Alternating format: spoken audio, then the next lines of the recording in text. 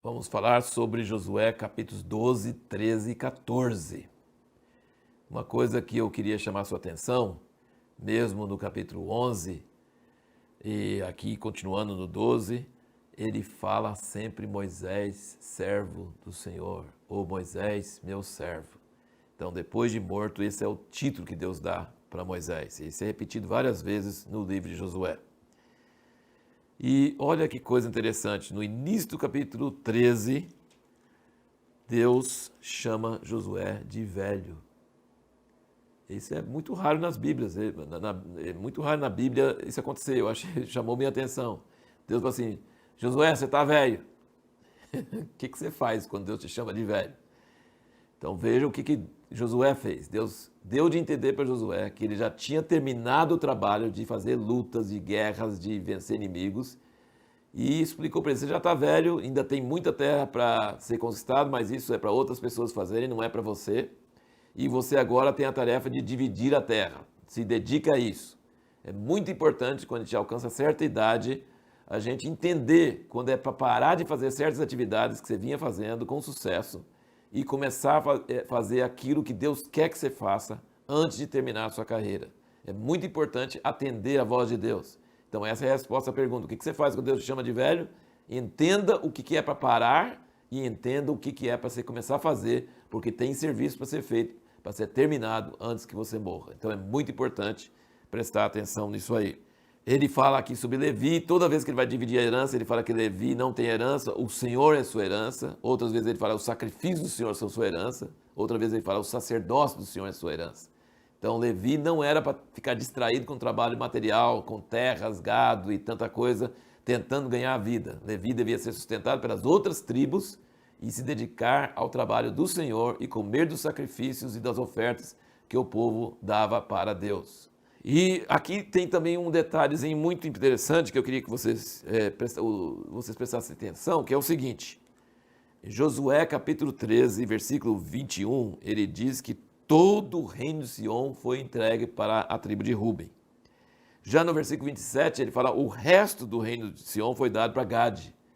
Então eu queria que você entendesse que tem uns princípios de interpretação bíblica, tem gente que pega a Bíblia ao pé da letra e acha que cada palavra é absoluta e não muda, mas se você ler a Bíblia com muito cuidado, você vai perceber que às vezes ele fala para sempre e não é para sempre. Depois você vê outras passagens que aquela coisa que falou que é para sempre não é para sempre.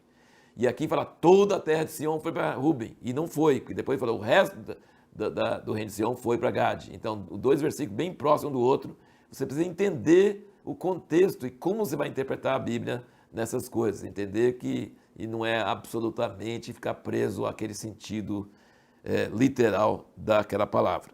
E respondendo à pergunta principal que nós fizemos no último vídeo, o que significa perseverar em seguir ao Senhor?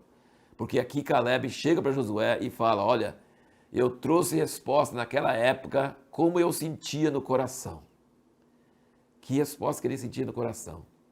Que tinha gigante, que tinha cidades altas, fortes, mas que Deus ia dar a vitória. Caleb não fez isso para ganhar média, ele fez isso porque tinha no coração. E depois Deus sempre fala de Caleb, e aqui nesse capítulo 14 de Josué fala isso umas 3 vezes, que Caleb perseverou em seguir ao Senhor. Ele e Josué foram os únicos sobreviventes daquela geração. Por que eles sobreviveram? Foram só os dois? Porque eles perseveravam em seguir ao Senhor. O que significa perseverar em seguir ao Senhor? Eu fui olhar o original e não significa perseverar em si, mas acaba tendo esse resultado. Mas não significa que ele servia ao Senhor de todo o coração. Por exemplo, quando fala em Gênesis para multiplicar e encher a terra, é a mesma palavra de perseverar em seguir ao Senhor. Perseverar. Na verdade, perseverar não é... Perseverar, ele está querendo dizer que é todo. Caleb não tinha assim, ora eu estou com fé, ora eu duvido. Ora eu sigo o Senhor, ora eu deixo de seguir. Ora eu estou animado, ora eu estou desanimado. Não, ele mesmo diante de dificuldades enormes, gigantes, ele continuou porque todo o coração dele era de Deus. Veja bem, essa palavra significa que todo o coração, significa que você não está distraído, você não está, ora uma coisa, ora outra coisa, significa que você está com todo o seu coração voltado ao Senhor. E Caleb disse, eu dei resposta como estava no meu coração. Então Deus não quer parte do seu coração, Ele quer todo o seu coração.